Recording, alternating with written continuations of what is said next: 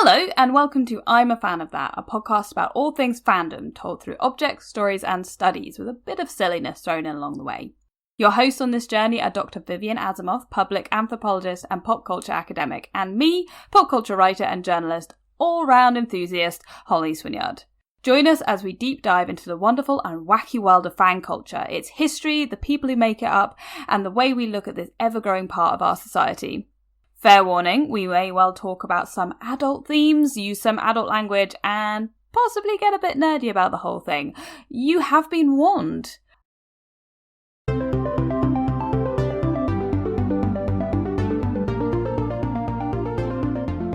my gosh, it's season 3, episode 1. Welcome to I'm a Fan of That! Woo! We're back! Woo!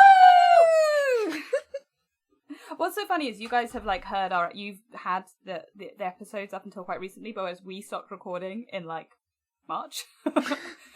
So we're like, what? Whereas you've had the Patreon episodes. So that's some of them have had the Patreon episodes. Yeah, this is for normal people. This is going to the plebs who get things for free. So you haven't heard us for 6 months. Wow. Also, you should get on the Patreon. There's lots of cool stuff on there that you've missed. It's great. It's not even that expensive. We'll plug the Patreon again at the end, so if you want to miss it, just cut that bit off. Hello and welcome to I'm a Fan of That. I am still Holly Swinyard. I have remained it since the last time you heard us. You are Locus shortlister. I am a Locus Award shortlister. Sorry, I've improved since the last time you heard us. And what about you, VIvian? How are you doing? I am still your pop culture anthropologist, VIvian Asimos, and I sold 400 copies of my book, apparently. Wow, that's amazing! Yay! That's with well no done. Marketing. Wow, that's genuinely brilliant, though. Well done. I'm actually going to start marketing soon, and I feel bad that it came out in September, and I'm like, I should start marketing now that it's May. Yeah. So yeah, we're back. We're talking about stuff, and this was voted for by our Patreon subscribers. Yeah! So, hello guys, thank you for voting for this episode. You know what it is, but we should probably announce to everyone else what it is. We're doing representation of video games! Yay! Yes! Yay! Which is something I'm very excited about and quite passionate about, being someone who writes video games, obviously.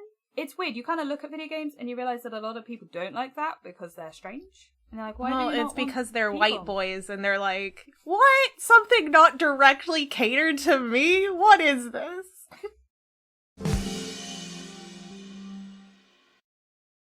So nobody knows that anything happened and nothing crashed. What? What are you talking about? No technical issues. We are consummate professionals. This isn't episode 1. It's definitely going to go fine from this point onwards. So, yeah, gamers, they're not great at behaving themselves when things don't go their way sometimes. Okay, that's not fair. Not all gamers.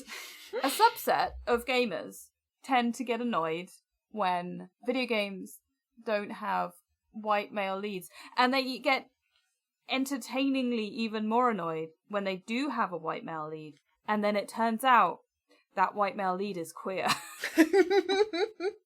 And they've been tricked the entire time. It's not great there. But that doesn't mean the gaming industry is actually listening to those people, which is good to a greater or lesser extent. I mean, I don't think games are perfect at all. There's a lot of problematic games out there. There's a lot of people making games where they're doing the opposite of fun, good things. But we are seeing a massive shift in that people who are not straight white men are allowed to be included in video games, which is exciting. I think we're really seeing 2 types of representation kind of happening. We're seeing your sort of character creation kind of thing where you can essentially create whatever character you want to be in a world. That seems like where Dragon Age has included things like you can have top surgery scars. Isn't that exciting? You're not just making, you're actually really making a trans person, which is kind of cool, and I think that's really fun. And you can have different pronouns and stuff there.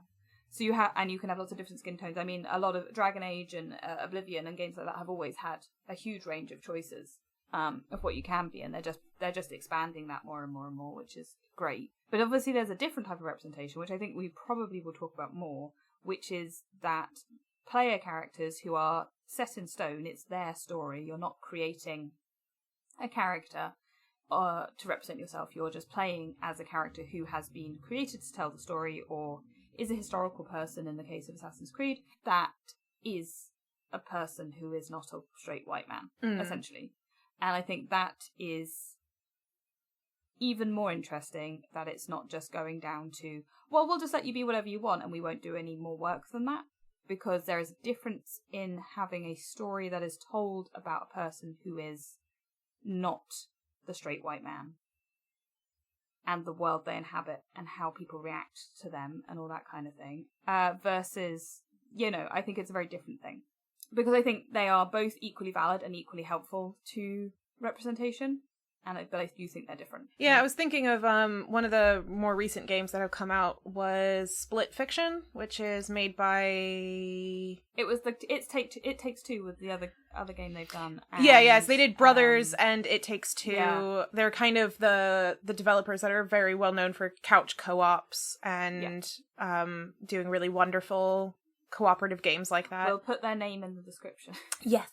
I do have the name of one of the developers, which is Joseph Fares, primarily because I was watching an interview with him where he was responding to popular comments and stuff about their new game, which is called Split Fiction, which is about two writers who get trapped in a simulation thing of their ideas, which is basically a pseudo publisher that is mining their ideas to then put into AI.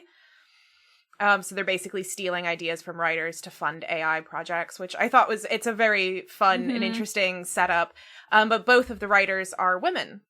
Yeah. And the fact that at least as far as I'm aware, they're not like a lesbian love story. No. They're not even friends. They were just two people who happened to be in the situation, and they happen to be women.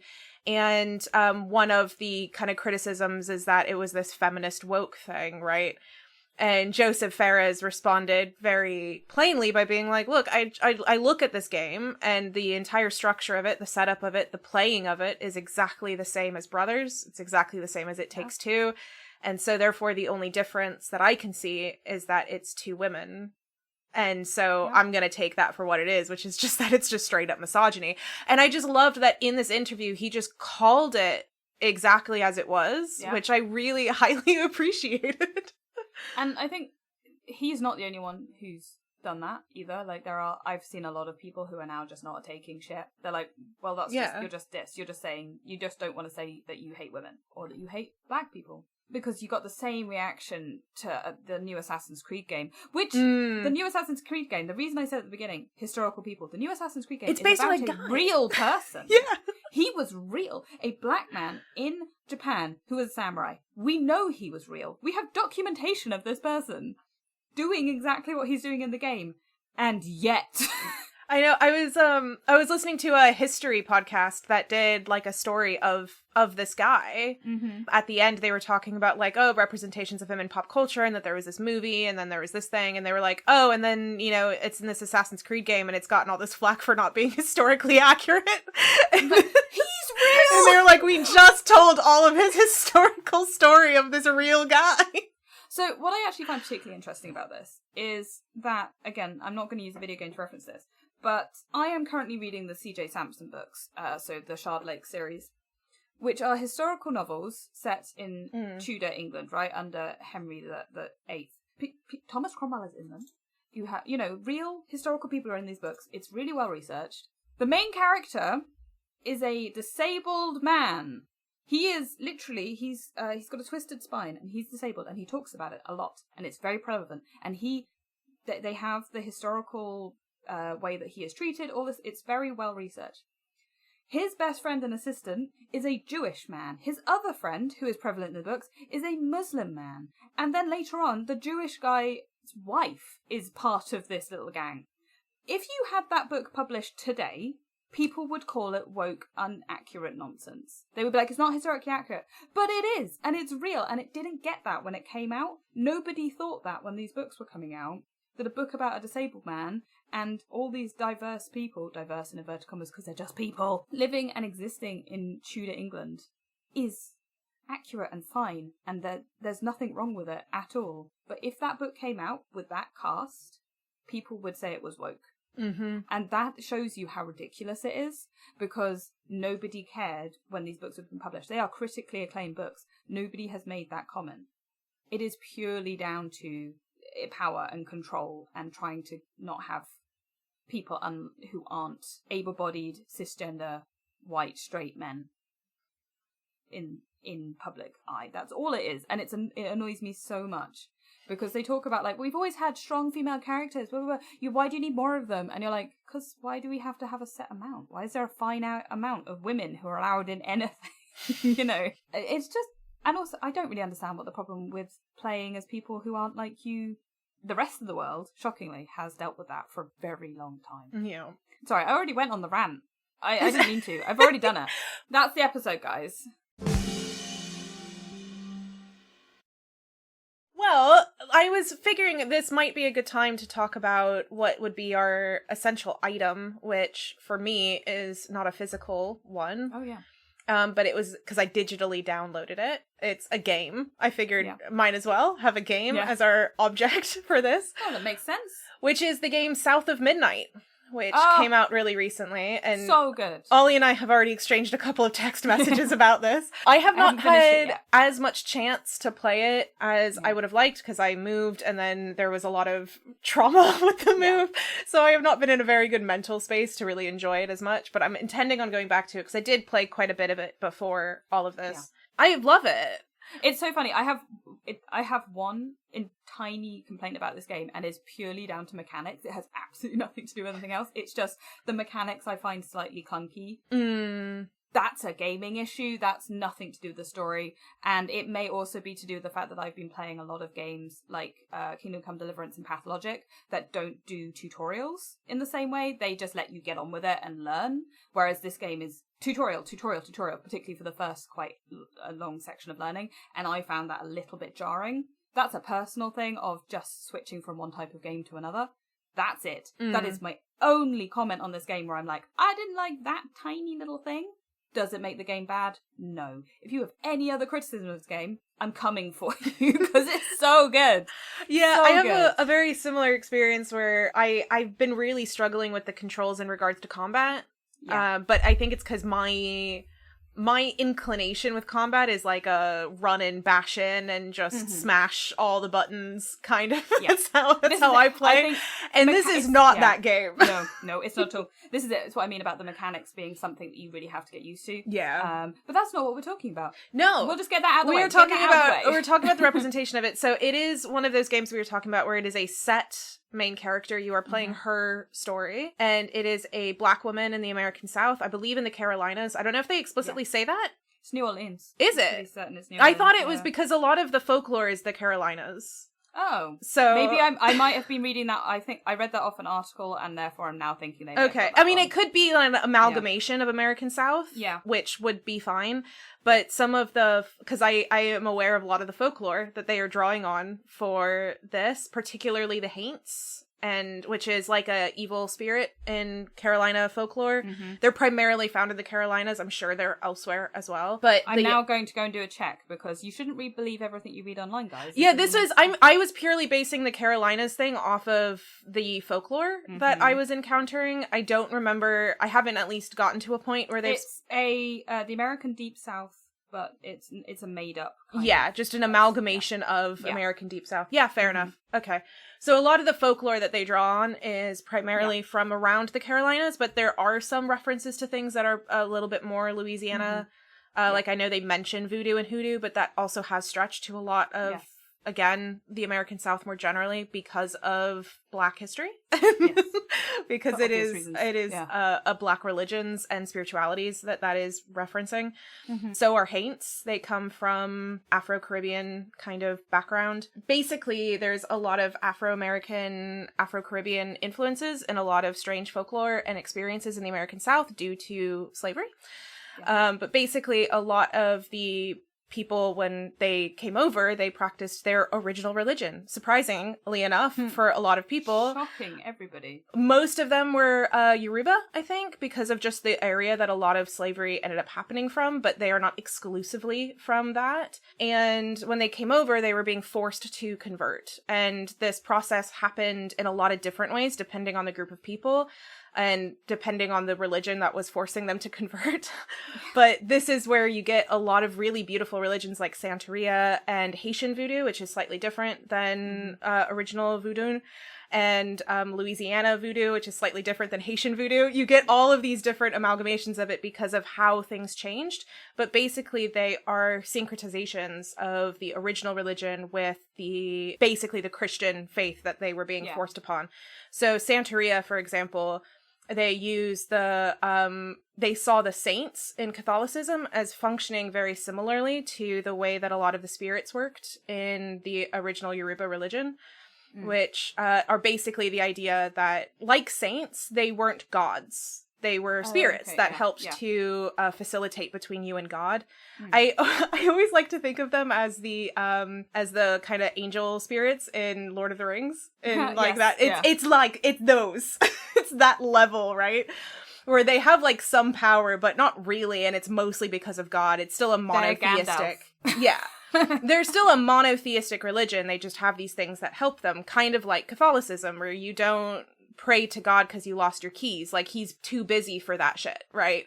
You go to your saint that helps you find your lost keys because he's not as busy because he's a saint, he's not God. Like, it's that kind of relationship. Yeah. And they saw those same things, so you would see saints, pictures of saints on the altars for these different spirits because they were like, oh, that's that guy. Like, I see, I get it. Yeah. So anyway, that's where a lot of these kinds of stuff comes from, is like the way that these different religions really sprout, and a lot of it comes from Black culture, and particularly Black American culture in the South. And for people who don't know, I grew up I would say, like, on the outskirts of the South. I grew up in North Florida. So with Florida, it's really weird where the further south you go, the more north you get culturally. So Miami is not the South. You know, it's not the South. That's Cuba. Okay. But I grew up in really North Florida, and I always describe it as the part of Florida that thinks it's Southern Georgia. So there was a lot of the same folklore, a lot of the same experiences that I was used to living around, I'm finding in this game, to much greater extents, because I wasn't in, like, deep South, but I was kind of on the outskirts. So a lot of I recognize haints. I also recognize haint blue as a color, which a lot of people would paint their porches in the Carolinas. I used to see it when I would go through South Carolina. You'd see people's porches painted haint blue. Just as a really interesting side note, I don't know who watched the Met Gala or takes in the gala in general. The theme this year was Black dandyism, around the amazing fashion of Black dandies over the last century. And even further, several of the people who attended the Met Gala wore haint blue as their colour, which I thought was a really interesting thing that most fashion bloggers and stuff didn't recognise. And then I saw quite a few of the people from Black backgrounds, whether that was Black British or Black American, talking about this colour. And I was like, wow, that's a really interesting nod that these people have chosen to do, and they're representing this part of their culture in that way. It was really, and it's a beautiful colour as well. It's this beautiful sort of pastel-y blue, and it's very specific. And it was interesting because a lot of the sort of Marie Claire, like your bigger things, were just talking about it as like this pastel blue kind of turquoisey colour, and I was like, I think maybe you guys need to do some more research there, because clearly other people have picked up that this is something else. But yeah, that's just a side note. Everyone should just go and see the amazing costumes of the Met costumes. I was watching. I don't really know what to call them because they are almost costumey. They are. Like, they're the topness of some. They're fashion.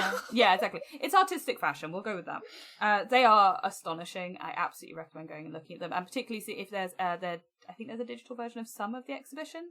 Do go and look at it because Black dandyism is incredible. There's a couple of Google it. There's a couple of books that they used as part of that exhibit that I have now on my list. I watch a YouTuber that always goes through with fashion critiques, and he's incredibly well researched and actually knew a lot of the historical references being made by certain people. I don't know if he ever mentioned haint blue, but he was able to reference a lot of the other, particularly more fashion history of Black culture, which I thought was really amazing.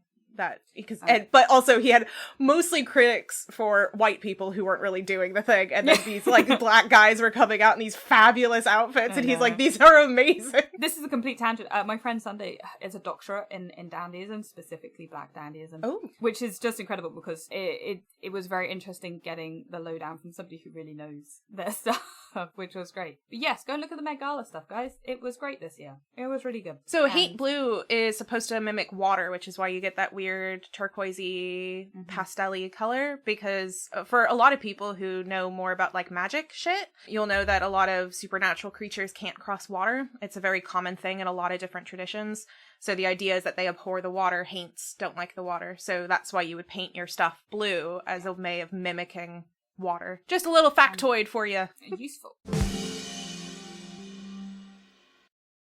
Back to the game, though. We've gone off on a tangent. The game itself follows Hazel is the main character.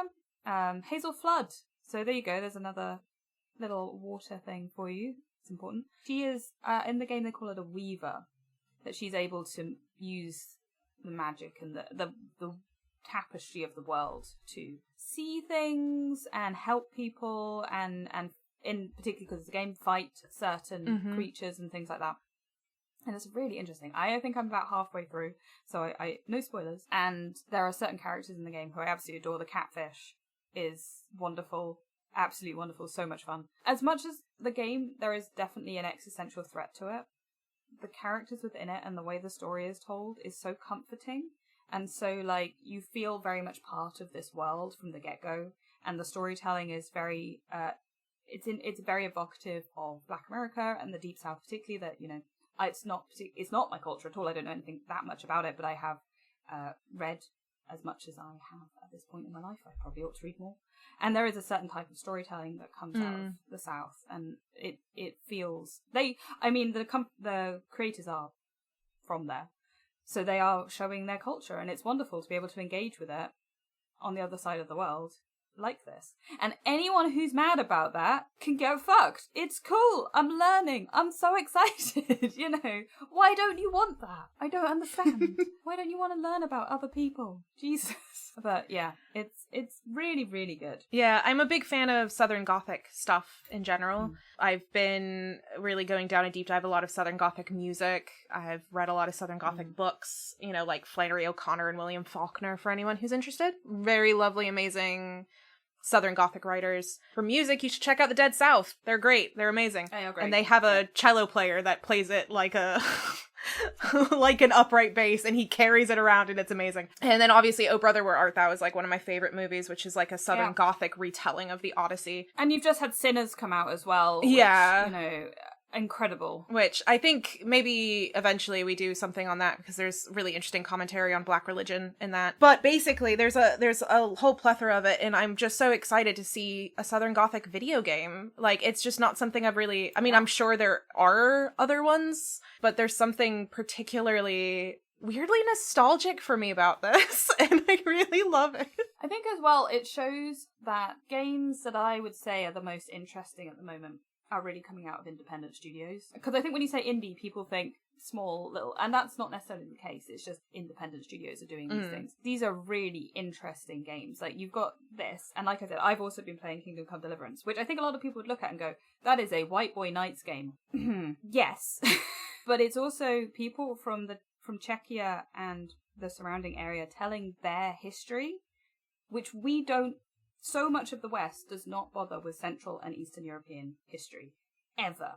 They just ignore it. They don't care about it. And so to have a group of people telling in the same way as South by Midnight is telling their history and their stories, this is that for another group of people. I mean, think about it, particularly in the UK, there's a lot of xenophobia towards Polish people and people from Eastern Europe. And so I think it's really important that people engage with the history of other places, whether that's, you know, the deep south of America, or whether that's looking at different parts of Europe who tend to get tarred with this horrible xenophobic brush. And it's very, very interesting. Also, they made the knights gay. So, get wrecked. They went, we're going to give you the most, like, bro-coded game ever, and then they're gay. And everyone was so mad about it. I say everyone. The people who were going to be mad about it were mad about it. But it is interesting to see that these studios, and they are often, almost always, independent studios, really pushing the boat out and going, we're going to tell a different story. We're going to look at something different. We're going to tell you about us. We're going to talk about things you don't know about. And we're going to open up your world. And that, let's be honest, there is a subset of people who don't like that. They don't want that to be forced on them. And it's not forced on them. It's just there. You know, it's just existing. And the idea that they don't like it because of that, like, how many of these people who complain about Split Fiction have actually played it? Yeah. How many people who are complaining about South by Midnight have actually played it? Like, because they won't have. They won't have. Yeah, I was about to ask, because I've been off-grid for a bit. Mm. I'm only catching up now on the Met Gala, for example. What has been some of the responses to South of Midnight? Because I have not been paying attention to it. Honestly, I personally, in my stream of whatever I'm getting, has only been very positive. Mm. People have absolutely loved it. But they are commenting on people not liking it, but I'm not seeing those comments personally, if that makes sense. Like, I'm seeing people reacting to it or saying, this group of people, whatever, have said such and such a thing.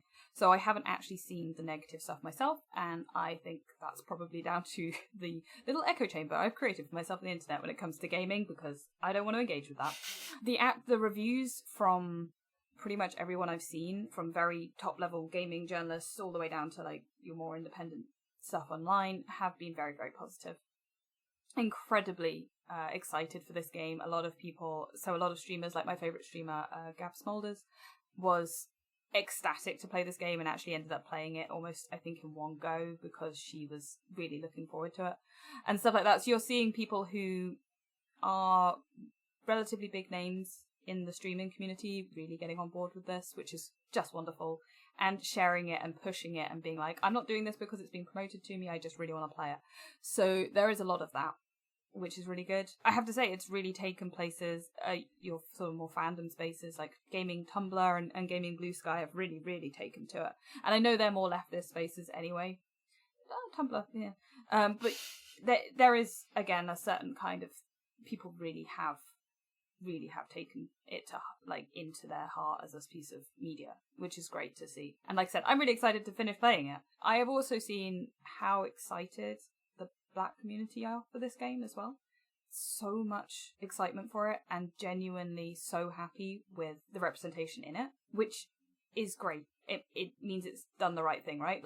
Like I said, I am not from this culture, I'm not from this world. I'm from, little England, and it's just really cool to be able to see other people's joy about themselves being there, which is just great. I really enjoyed that. I'm really enjoying that. So it's nice to see other people be so excited. Yeah. And be like, yeah! I'm so glad that it doesn't seem very ham-fisted, but it also is not shying away from certain conversations. Mm-hmm. Their whole idea of, so they have the Haints, which is, as I said, the evil spirits. It's still pretty much the same, but in the game, they kind of describe them as coming up in places of, like, pain and unresolved, just negative emotions. And obviously the American South is a rife place for that kind of history. And at least as far as I've played, they haven't directly addressed the fact that obviously slavery was a huge point of that pain and brutality, and the continued racism that still exists there, still being a part of it. But they're still able to address a lot of other elements of it. So one of the first kind of main things that you heal is essentially somebody who seemed probably autistic or disabled of some way, being treated really poorly. And so there's still a lot of conversation around it without it being like, this is a conversation about a disabled person and this is a thing about Black history. Like, it feels very like, just this is the story and what you would be given. And particularly when you look at folklore, that's often how it is it's just, this is the story about this guy. It's left to the person listening to piece together what that means more broad in the culture. And that's essentially what this game is doing, is it's fitting itself within the kind of context of Southern folklore, which I think is really cool. I think the other thing that's interesting about it is that it is a story about women generationally. It's very specifically about women and Black women, but also you have Hazel's grandmother, who is a wealthy white woman, and the relationship between her and Hazel's mother is fascinating, and I am very interested to see where the game takes it, because that's obviously it is a point of tension within the game from the get-go. You know, that's a problem. There's a lot around that, but you also have the path you're following as you're learning about weaving is a railroader, so somebody who's rescuing slaves, and she is also a woman, and the weavers are women. You know, this is it is about women's stories, and it's about Black women's stories, and what that is now. That is a thing that people don't explore very often, and it's in many ways you kind of there are points where you go, oh, this is, again, like you said, they're telling a story, and you suddenly realize what that story is they're telling. And it's a really beautifully well told game, and I'm genuinely excited to see where it goes. And now I've got myself excited. I'm like, I'm going to have to go and do it now. It's a really beautiful game to look at, too. It's all like hand-painted style. Is it actually hand-painted, or was it just in that? I don't actually know. I know that the opening credits and sections of it are entirely claymation. Yeah. It's got that kind of... It's a very artistic styling, really, which again I think feeds into that kind of homemade storytelling element of it all. You've got everything from sort of shadow puppets through to this claymation, and then the hand painted feel of the game, but then there's also elements that feel almost like there's real cinema, like most pieces of cinema, like live action. They've really thought about how they're presenting it to you. I also really enjoy the fact that they've thought about why Hazel is quite good at certain things, because they literally tell you at the beginning of the game that she's a track runner and she is like really good and all this sort of stuff. So you have stuff like she's actually able to do this running and all this kind of stuff and jumping because she does it that's what she does. And it's a really nice way to kind of just say, it gives you a really great piece of information about her and her character, that she is this driven person, somebody who's going to be, competing in athletics is that kind of person, but also it instantly removes any question about what she's capable, because because women aren't allowed to be capable, no. Like, I always think back to like when the new Star Wars films came out, the sequels, and everyone was so mad that Rey was as capable as she was. Like, how's she able to do this? It's like, literally showed you why at the beginning, but no. Whereas like in this, they're like, we're just gonna get that out of the way now. She can do this. Yeah. And it's like, okay, cool. We're not even having that question. She's capable. Fuck you. The very first level, like when you're first taking control, I was having trouble getting her to run, because you have to do like a weird thing with the controls. Again, the controls are a bit weird. So she was going really slow, and my husband was watching me because he was interested in the game, and then he's like, isn't she supposed to be a track star? Like, why isn't she going faster? Yeah, exactly. But yeah, it's really, really good. I do, like I said, I haven't had time to finish it, and I feel like it's a little unfortunate that two games I was really excited to came out at the same time, and so I'm having to like jump back and forth between the two of them. It's always the way, isn't it? But it is genuinely brilliant. It reminds me a bit, the style of the game reminds me a bit of Lost in Random, which is one of my favourite games of all time, and that is a game that's done with claymation, and they've just had a new one come out that's entirely, every single frame of it is claymation.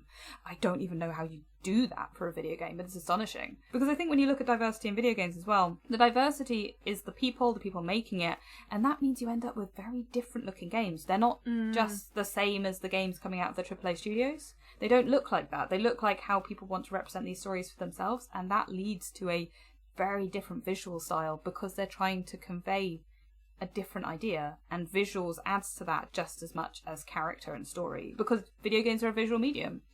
And I think it's incredibly telling that you end up with these high level beautiful games that just don't look like anything else. They have, like I said, there are similarities to other games, but it's not the same. It is very much its own thing. Split Fiction, if you go back to that, has a really distinct visual style as well. Like, it is more similar, I would say, to like maybe the Unreal Engine and AAA and stuff like that. But it very clearly has its own visual language within the game, which is really cool. The same as It Takes Two had that as well. It's nice to see those things happening, and to like actually explore that as much as everything else, because it does lead to more interesting stories. The other one, is it Claire Obscura Expedition 33, that's just come out as well, out of a French studio, which I haven't had time to play, but that is visually incredible, and again quite a diverse range of characters from what I've seen. I think one of the things that I really love about South of Midnight as like a representation for this kind of discussion is that it literally is representation in more than just we've stuck a black woman on the front, but it's the same exact thing. Like, that story wouldn't exist without her own cultural context. Yeah. Which we've already talked about quite a lot in this episode already. But I think that's a really important facet of it, is that, you know, you can't just, you know, one of the things with the character creation stuff is that it sometimes doesn't work in certain games if you, say, put a black character shoved in, and then it's like, well, but that wouldn't be what you would experience, or that wouldn't be what your background is, and that wouldn't be how people would do certain things. Yeah. And so you can't just shove it in. You kind of have to only do that in, like, fantasy worlds, like Dragon Age, where it's like, well, there's you know, hidden, you know. Yeah. And I mean, what I find interesting with Dragon Age and Baldur's Gate is they do still have racism in them, but it's fantasy racism, and that is a big critique of those games, that you made a fantasy world and you still made racism. I think, you know, they still have stuff to do with the drow, like dark elves and orcs, again, which is, you know, there's always a problem with orcs. I don't know if Baldur's Gate did that, but I know that there was. But there are definitely issues that people have flagged with those games about, well, I can make whatever character I want, but this still exists, is a very interesting conversation. Because also, I don't really enjoy the thing with Baldur's Gate and Dragon Age, that queerness seems to just be self-insert.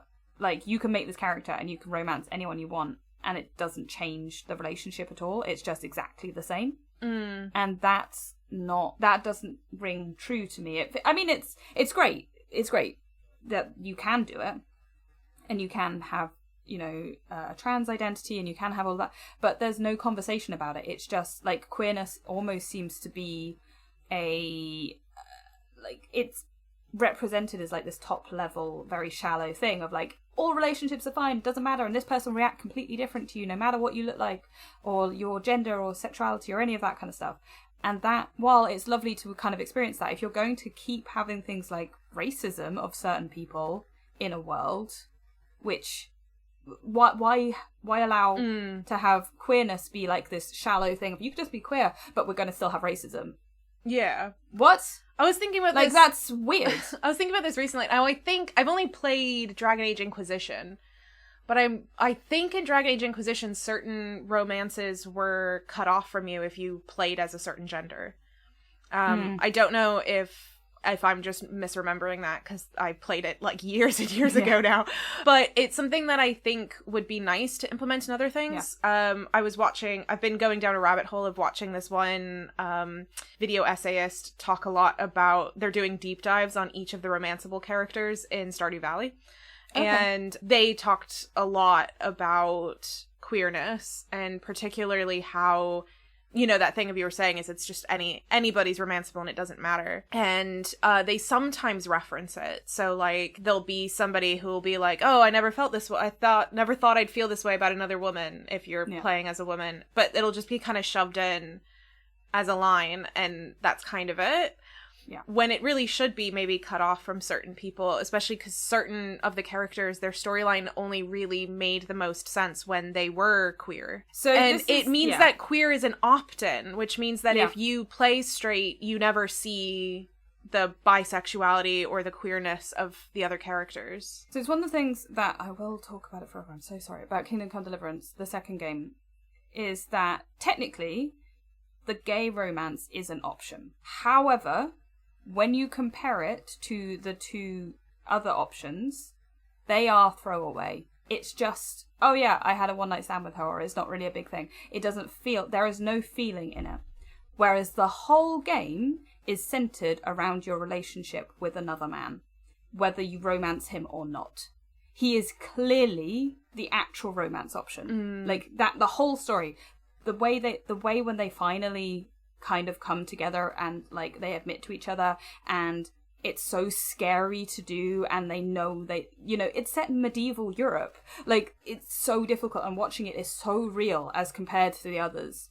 It is fascinating how clearly this is meant to be the main canon storyline, and how important they are to each other, and how beautiful and heartbreaking it is that, you know, they this is going to be a struggle for them, and they know that. You can see it in the acting. It's all mocapped. It is the first time in a video game I have truly gone, that is what it feels like to be queer. That moment where they are like, oh, I need you, I can't let go of you, being so terrified by that, and what that looks like is so true to reality. And it's like, I've never experienced that, even in games that have queer relationships and stuff in them where I've had it, to see that in the way that it's presented there was, yes, this is in context, it makes sense, these characters, we've seen them grow together, we've seen how this relationship has changed, how they feel about each other.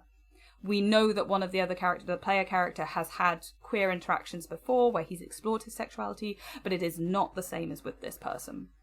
And it is so interesting and so well told.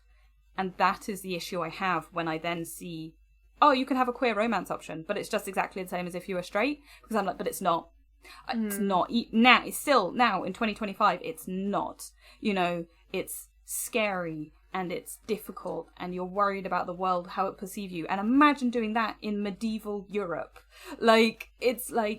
It's incredible that they decided to do that and that they clearly were pushing for it to. It's in the trailer. They put it in the trailer. They didn't put the other romance options in the trailer. It's clearly meant to be the canon storyline. You know, they've only... personally, I think they put the other ones in so that you had other options, because the first game has so many options in them, it would be weird to take that away. Whether you play it romancing Harms or not, he is the most important person in your life. That's it. That's the story. They are inseparable. They cannot be parted from each other. They don't want to be parted from each other. They have this whole thing about Lancelot, and it's very sweet. I have yet to see another major video game that really understood that moment of, we're doing this. Okay. We can't not. You know, and expressing what it is to be queer in that way. It's genuinely really well done. In the same way that I imagine when people will get to see their stories told from, you know, all these different wonderful cultures and all this sort of stuff, really truly seeing queerness and what it means to be queer represented. It clearly means that I can feel it now. It means so much to see that happen, and we still don't really even see that in films or books very much. You know, they're few and far between where it's not just, you know, oh, it's my coming out story or whatever. Like, that you actually have these really deep conversations about what it means to be queer.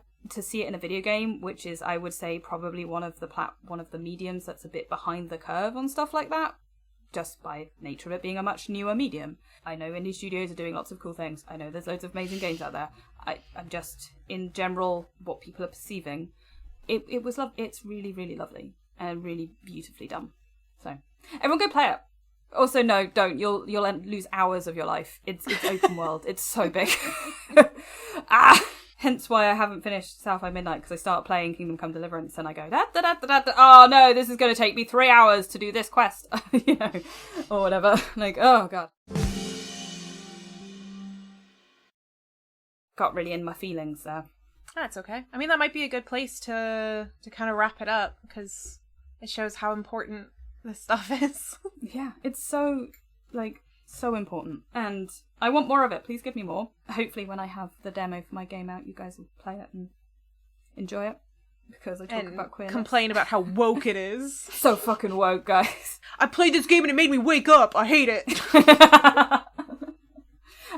We will put links to all of the games we've mentioned, probably their Steam pages, I imagine. Probably. And any other games we think you guys should look into for representation, because obviously we've kind of looked at 2, I would say. 2 games. But they are both of them have been out very recently and really ought to be played. Everyone should go play them. Particularly South by Midnight, because it's just incredible and it deserves so much love. It is genuinely beautiful. I can tell everyone that Kingdom Come Deliverance is great, but like, it's getting a lot more press and a lot more interest than South by Midnight, so it doesn't need me to. But yes, go and buy them, play them. Join us in thinking that both games have slightly janky controls, because they do. That doesn't make them bad. Beautiful. It makes them beautiful, wonderful, imperfect pieces of art, as every piece of art is. And yeah, we'll be back soon, I guess. Soon-ish. Yeah. Well, we're back to doing our regular fortnightly releases for the rest of the season. You get them the Friday before the Monday release if you are on our Patreon. We will also, starting next month, be doing Q&A sessions for the Patreons. We'll be like pre-recording them and putting up as like little mini episodes throughout the break. And then you can also go back and listen to all of our bonus episodes from between season 2 and season 3 if you're interested, where the one where I made Holly play a game got released as on the general feed. Yeah, it was torture. VIvian tortured me.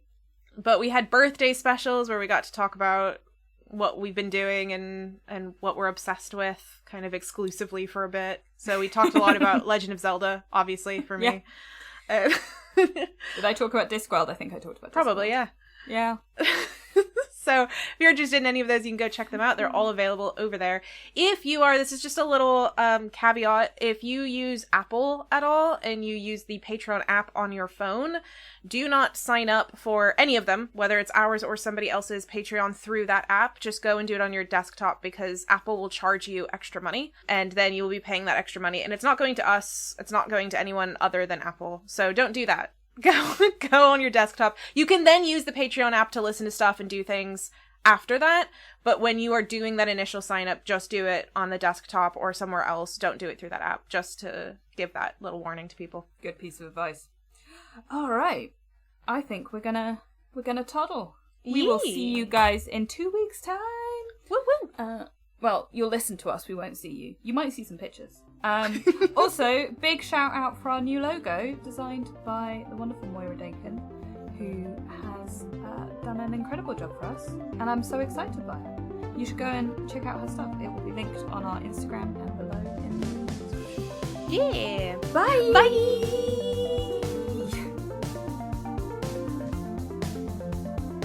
Thank you for listening. Remember to like, review, and subscribe wherever you are listening to this podcast, and do give it a share. Tell your friends, family, fellow fans. Get the word out however you feel like you can. You can follow us on social media. Links are in the show notes, as well as some links to further reading for anyone who might be interested. Music for this episode was Nowhere Land by Kevin MacLeod, licensed under Creative Commons by Attribution 3.0. This episode was produced by VIvian Asimos and Holly Swinyard.